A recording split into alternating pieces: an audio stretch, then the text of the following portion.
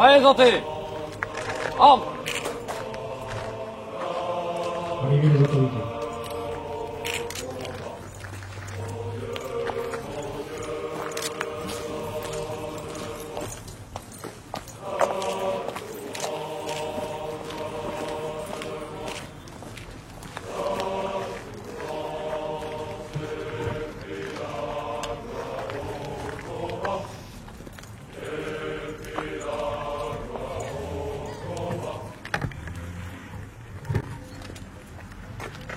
Sergent du Partuis, sous-officier de transmission, 2e compagnie, piquet d'honneur, prêt pour la revue, à vos ordres mon colonel.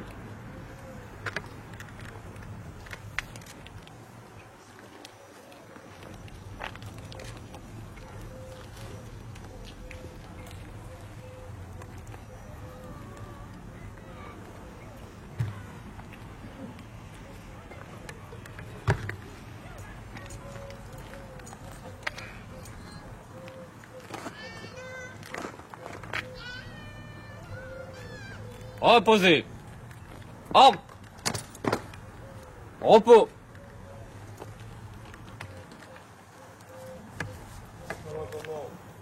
À vous.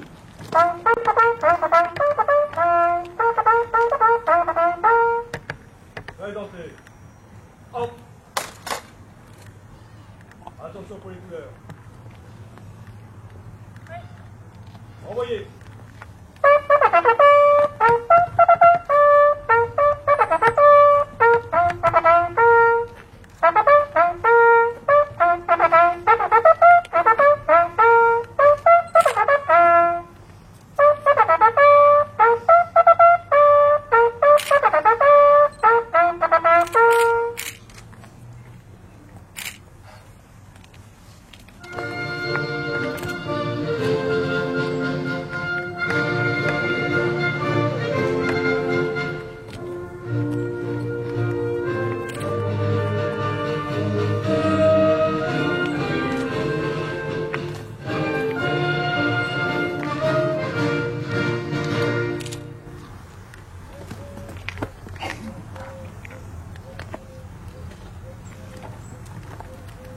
Reposez.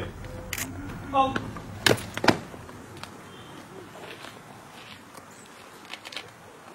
Repos. Messieurs les dignitaires, messieurs les généraux, mon colonel, messieurs les officiers et sous-officiers, mesdames et messieurs les élus, chers d'anciens Indochine, messieurs les présidents des sections de l'ULP PACA, de l'amicale Kiosgan et des opérations extérieures, et de l'amicale Kiosgan, des associations patriotiques, la porte-drapeau et délégation, mesdames, messieurs, chers amis, cette cérémonie à laquelle vous allez participer et assister se déroulera en 2 phases. Une première partie devant ce monument pour la commémoration du 61e anniversaire de l'opération Castor, deuxième partie au jardin du souvenir. Allocution de M. Pierre Montjean, président de l'Association nationale des anciens prisonniers d'Indochine.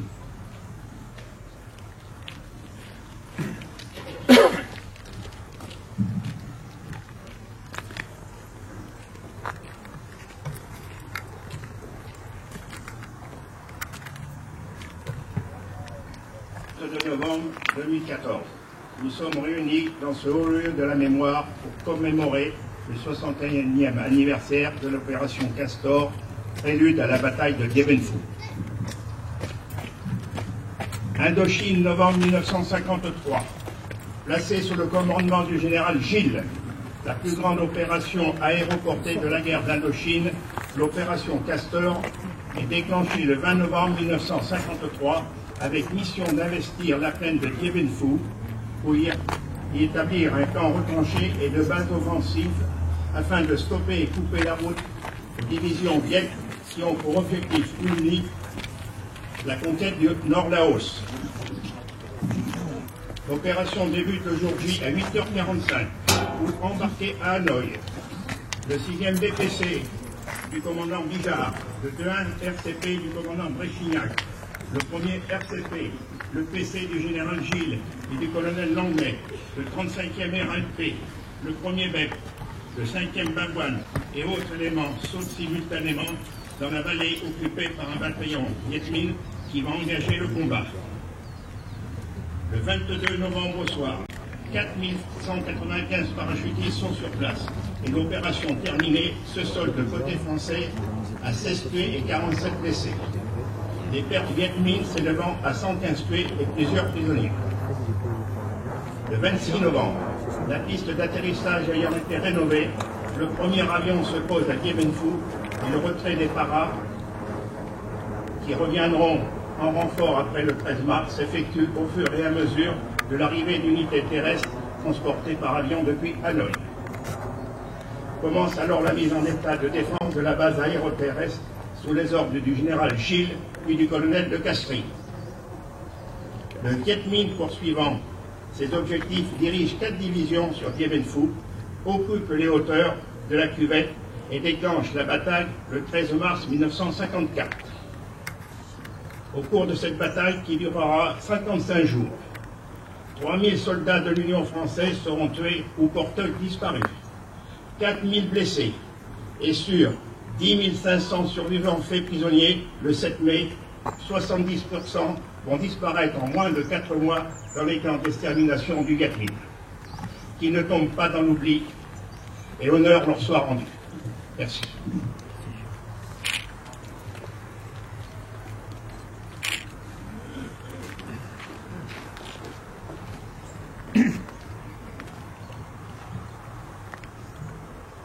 Dépôt de gerbe. De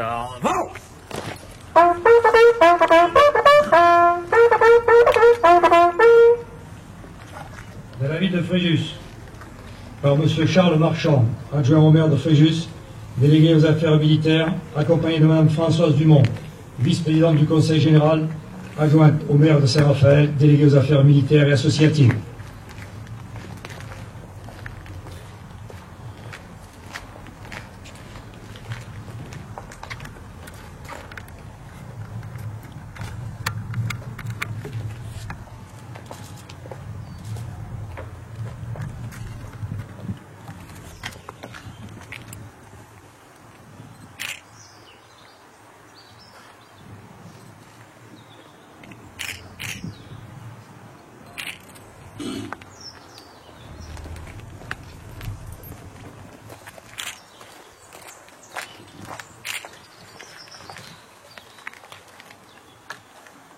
Dépôt de gerbe, au nom des anciens d'Indochine, par M. Pierre Monjal, président de l'Association nationale des anciens prisonniers d'Indochine, accompagné de M. Georges Stéphane, président de l'amicale régionale des combattants de Dien Bien Phu, et de M. le colonel Luc Lenné, chef de corps du 21e régiment d'infanterie de marine et commandant de la place d'armes de Fréjus-Saint-Raphaël.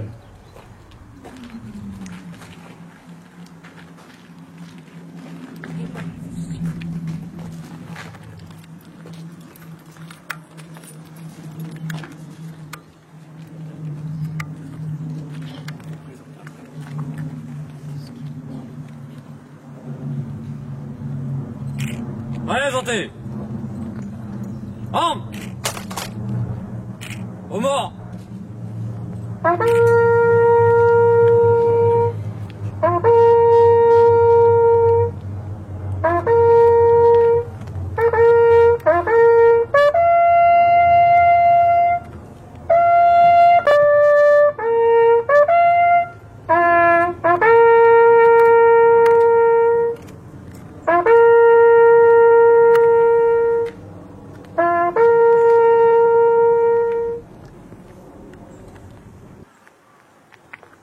Marseillaise chantée.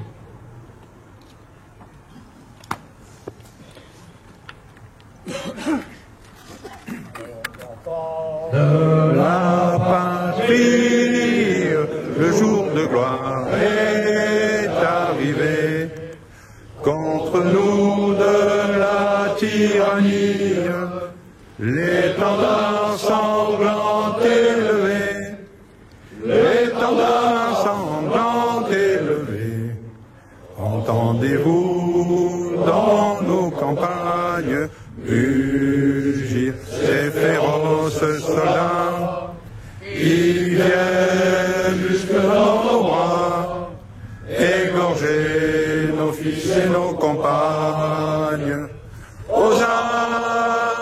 citoyens, formez vos bataillons, marchons, marchons, qu'un sang impur abreuve nos sillons.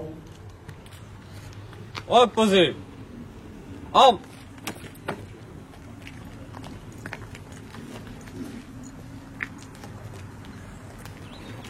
Repos. Bien, nous allons donc, comme annoncé, effectuer la photo de famille.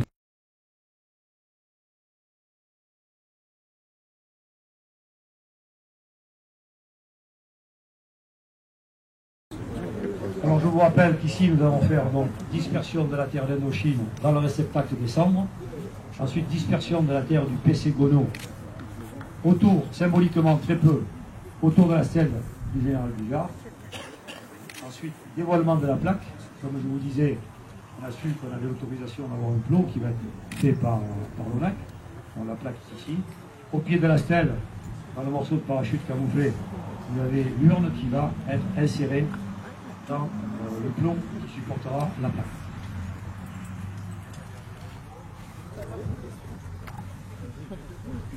Pour l'ensemble. Allez-vous!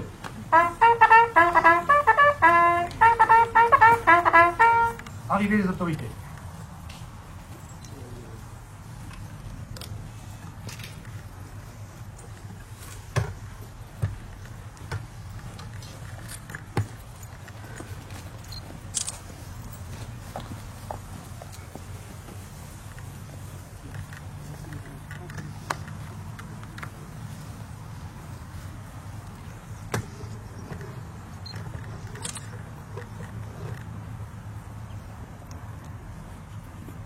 Repos. Allocution du général de corps d'armée 2S, Christian Pigmal, ancien président de l'Union nationale des parachutistes, qui représente aujourd'hui le président national de l'Union nationale des parachutistes, le général Thierry Cambornac. Le général Pigmal est également administrateur de la Fondation Bijard. Mesdames et messieurs les élus, mon colonel, messieurs les présidents des associations patriotiques, messieurs les présidents de l'UNP, chers camarades anciens d'Indochine, chers camarades parachutistes, mesdames, messieurs, avec amitié, considération et estime, je vous salue et vous remercie d'être présents et d'avoir compris la symbolique et l'importance de ce rassemblement et de cette cérémonie. Vous ne l'ignorez pas, le général Marcel Bijard, mondialement connu, icône vivante des parachutistes, membre du comité d'honneur de l'UNP, est mort à 94 ans, le 18 juin 2010, jour de la célébration du 70e anniversaire de l'appel de 1940. Guerrier prestigieux, 23 ans de guerre, 25 citations, 5 blessures, héros, figure adulée. Il a marqué sa génération et restera un des plus grands centurions du XXe siècle. Son destin exemplaire et exceptionnel continuera d'éclairer encore longtemps la route des parachutistes d'aujourd'hui et de demain. Chef exceptionnel, adoré de ses hommes, il possédait un charisme et un rayonnement hors du commun. Doué d'un sixième sens, possédant une baraka extraordinaire, meneur d'hommes incomparable, il s'est illustré en Europe, en Indochine et en Algérie, partout où la France défendait la liberté. Mon général, permettez-moi, avec respect et admiration, de vous adresser la parole. Vous aimiez passionnément la France et étiez un phare lumineux, successivement illustre soldat, homme politique atypique et écouté, écrivain décapant et audacieux, vous demeurerez un homme au parcours de légende fabuleux, unique et admirable.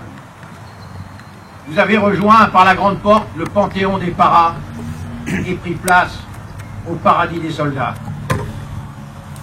Vous aviez exprimé le désir d'accomplir votre troisième et dernier saut sur Dien Bien Phu. Cette cuvette où vous vous êtes tant illustré afin que vos cendres rejoignent tous vos frères d'armes morts héroïquement sur les points d'appui en 1954. Hélas, cet ultime hommage vous a été refusé par le gouvernement vietnamien revanchard et haineux. Les invalides en France vous étaient alors promises et largement méritées. Mais là encore, la classe politique, frileuse et peu reconnaissante, a reculé devant la pression d'un groupe d'associations antimilitaristes et sectaires. Ainsi, le 20 novembre 2012, jour anniversaire de l'opération Castor de 1953, vos cendres ont été déposées solennellement ici, dans cette stèle du jardin du souvenir. C'est là que vous reposez pour l'éternité. Mais les paras voulaient plus et désiraient davantage. Alors, l'un d'entre eux, amoureux de l'Extrême-Orient, issu de cette terre lorraine dans laquelle vous aviez vos racines, qui par modestie et grandeur n'a pas voulu que je cite son nom, a ramené le 19 mai 2012 dans une urne de la terre sacrée du poste de commandement Gono de Dien Bien Phu, sur laquelle vous avez œuvré avec brio et tout donné pour réussir l'impossible, vaincre. L'idée nous est alors venue de satisfaire un souhait et d'exaucer en partie votre dernière volonté. Puisque vos cendres n'ont pas pu être dispersées sur la terre de Dien Bien Phu, la terre de Dien Bien Phu viendrait à vous. Aussi, nous allons répandre cette terre sacrée, d'abord sur le carré des cendres de vos frères d'armes, et ensuite celle du PC Gono, autour de votre stèle où sont déposées vos cendres pour l'éternité. Ainsi, à jamais votre vœu sera réalisé, dormir pour toujours près de la terre de la cuvette. Vous le savez, le général Douglas MacArthur, un autre très grand soldat, disait lors de son adieu aux armes en 1951, « Les vieux soldats ne meurent jamais. Ils s'effacent lentement à l'horizon. » Mon général, devenu une légende, vous ne disparaissez pas, vous restez et resterez toujours présent. Nous gardons de vous l'image forte d'un phare éclatant dans un monde sombre et d'un roc de certitude au milieu de la tempête. Vous alliez le panache et le brio des plus grands et la gloire des seigneurs de la guerre. Vous demeurerez pour tous un modèle emblématique, une figure de proue et un symbole vivant. Que la France ne vous oublie jamais.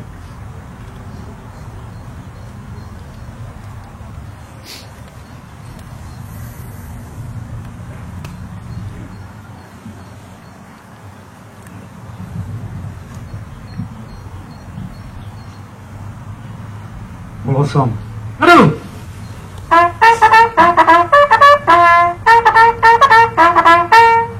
Dispersion de la terre d'Indochine par le général Christophe Pingmal, qui entourera le président Bruno Gallard de la section UMP de Marseille et M. Rinaldo, ancien du 3e BCCP, sur l'emplacement de dispersion des cendres des anciens d'Indochine.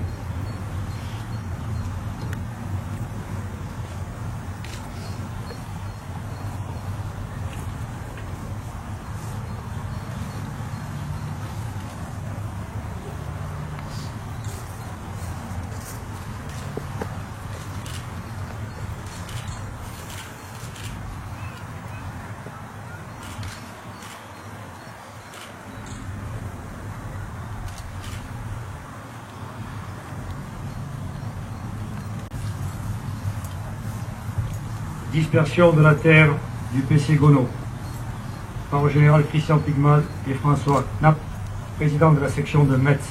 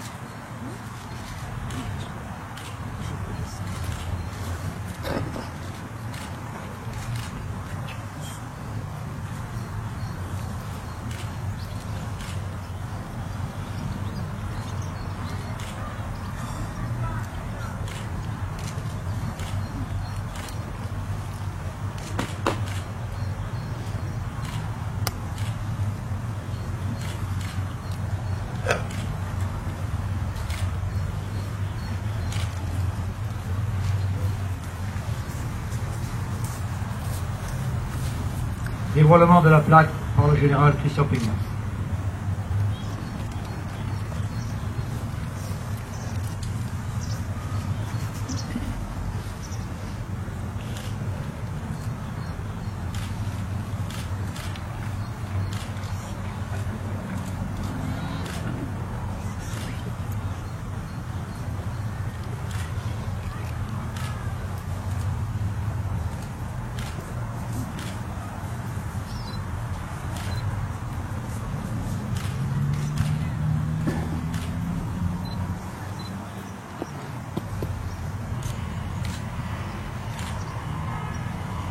Dépôt de germe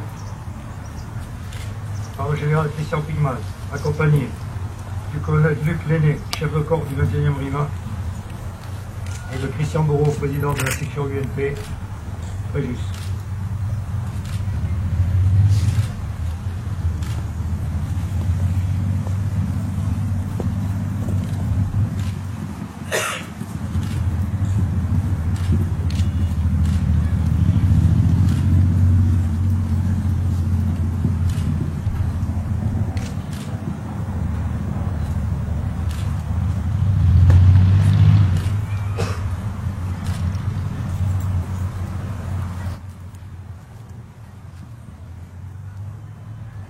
Au bord.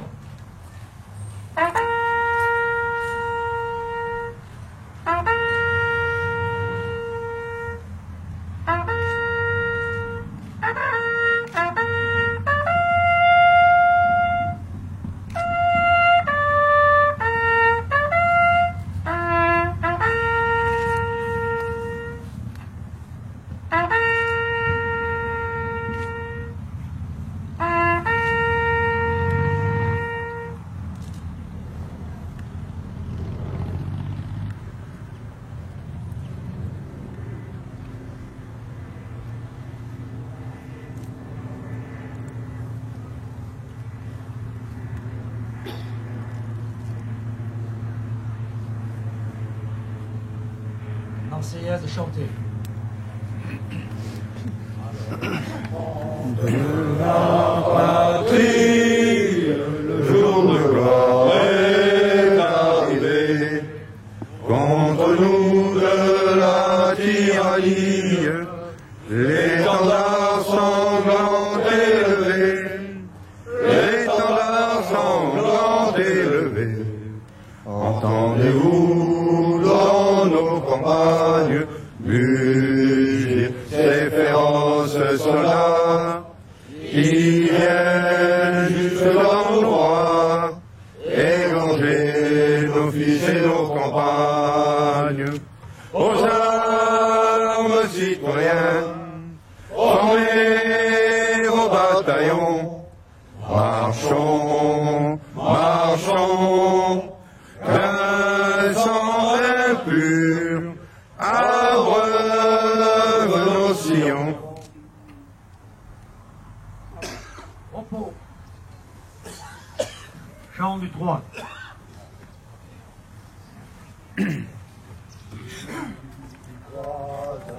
Ton dessein, si tu crois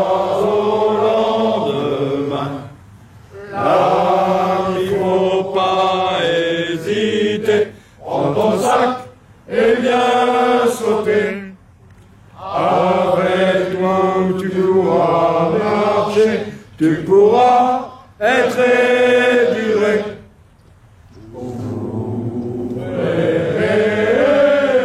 Et pour souffrir, il n'y a pas de moyen de trouver tout ça.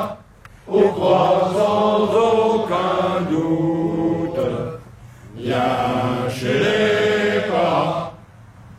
Si tu vas au pays, si tu vas revoir ta nuit, aujourd'hui on pleura nos journaux et nos combats.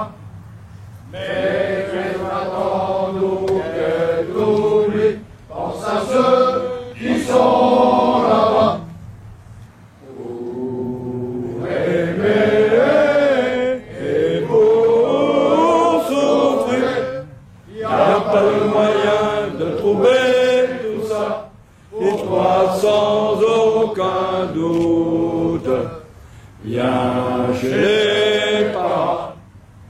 Si tu vas debout du risque, si tu restes sur la piste, l'ami te enseigne duel, la piste j'enseigne duel.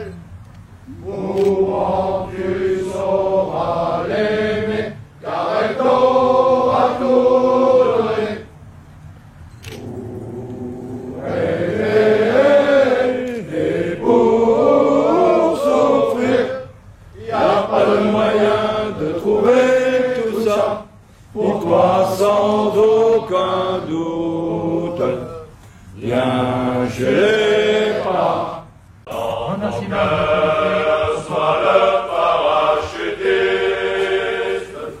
prêt toujours à faire aussi bien que. Car il faudra pas, car il faudra pas en découdre par le poignard et par la peau. Bien ne saurait t'émouvoir par une parachutiste. C'est la loi dans les dangers de la piste. Bien ne saurait t'émouvoir.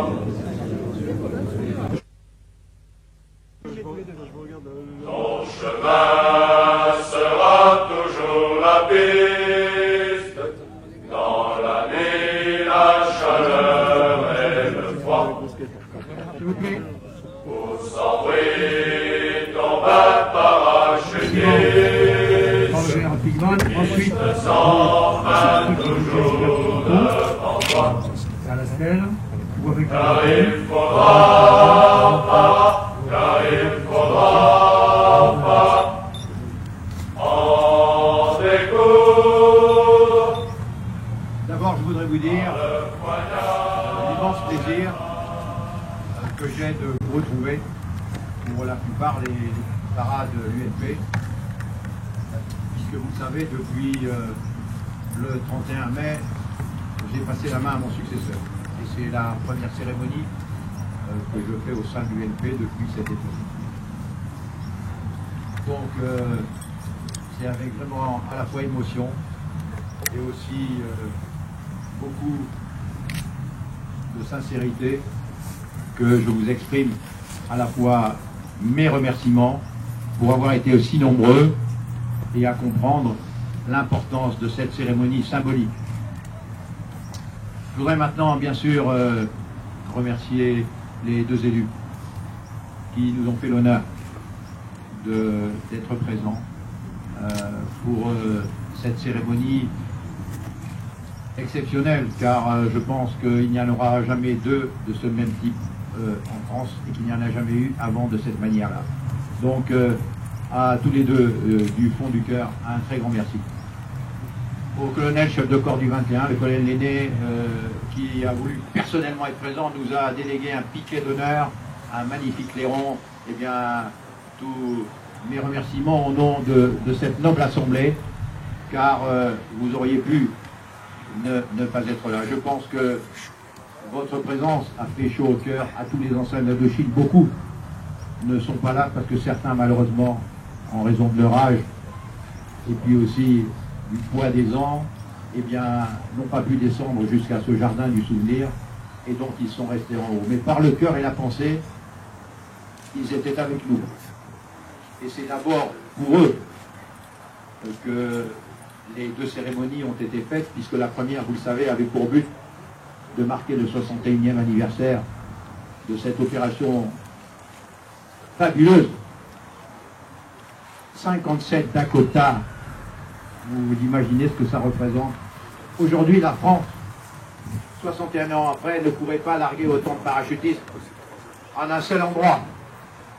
57 Dakota qui ont largué 4 bataillons en un après-midi. Donc c'est vrai qu'on leur devait beaucoup. En plus, l'histoire, vous la connaissez. Je ne vais pas redire ce qu'a dit le président de l'ANAPI, qui a fait un magnifique discours dont je le félicite. Mais je pense que pour nous, cette cérémonie ici, après celle de l'anniversaire de Castor, était de rendre justice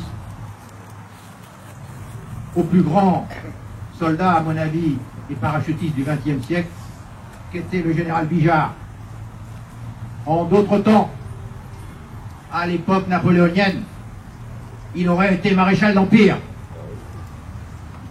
La France n'a pas jugé utile d'en faire un maréchal.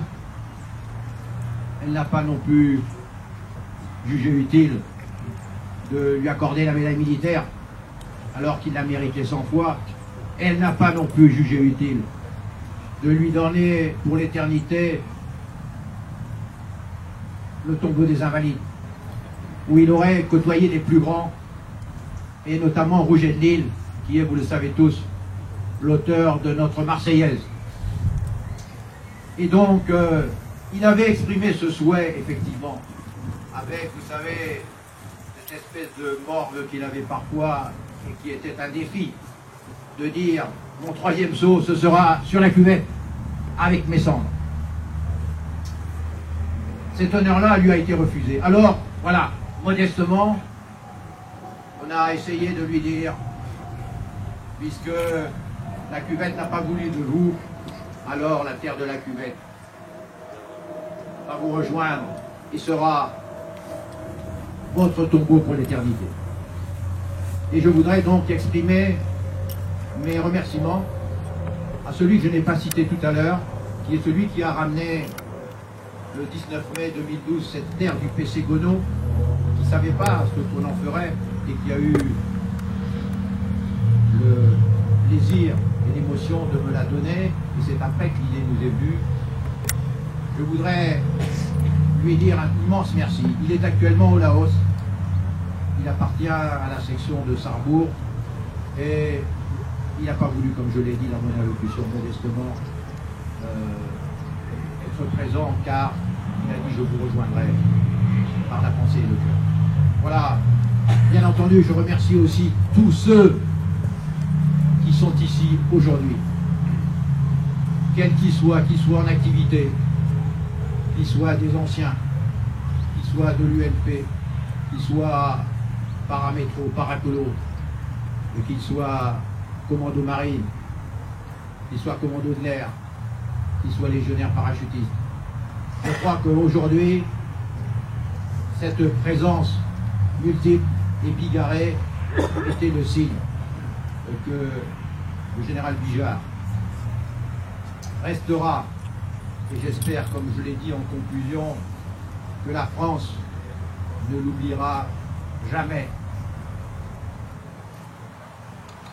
même si j'ai quelques doutes, que beaucoup partagent, hélas. Alors, comme tous ceux qui sont ici ne seront pas au vin d'honneur tout à l'heure, eh bien, je voudrais, avec mon cœur émété, vous dire combien votre présence a rehaussé cette cérémonie modeste, mais ô combien symbolique, qui consistait à rendre au général Bijard ce que la France lui devait. Voilà, je crois vous avoir tout dit. Nous nous retrouverons tout à l'heure pour ceux qui seront au vin d'honneur. Pour les autres, encore un immense merci de votre présence. Et puis, quand vous n'aurez pas grand-chose à faire, si un jour vous passez pas loin de Fréjus, arrêtez-vous quelques instants dans ce mémorial. Et puis, approchez-vous de cette terre sacrée dans laquelle le général Bijard se trouve pour l'éternité. Ce sera le plus grand hommage que vous pourrez et que nous pourrons lui rendre. Voilà. Merci à tous et à tout à l'heure.